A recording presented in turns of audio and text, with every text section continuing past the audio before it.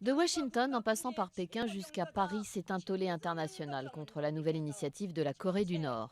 Pyongyang a annoncé avoir réussi à placer en orbite un satellite grâce à un tir de fusée.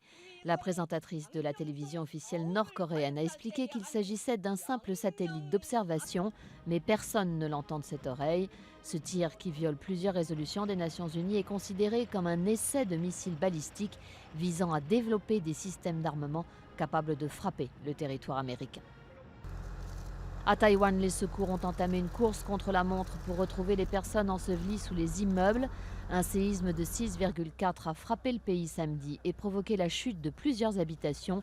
Plus de 100 personnes sont encore sous les décombres. Après la manifestation islamophobe de samedi à Calais, 5 personnes passent lundi en comparution immédiate, dont le général Pikmal.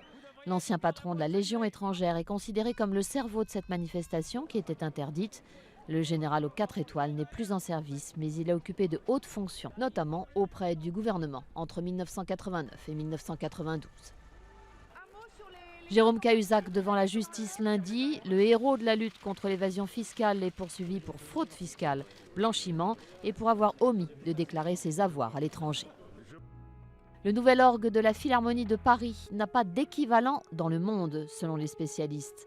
L'orgue a été officiellement inauguré ce week-end, un an après l'ouverture de la Philharmonie, mais il fallait ce temps-là pour installer et régler ce mastodonte de plus de 6000 tuyaux.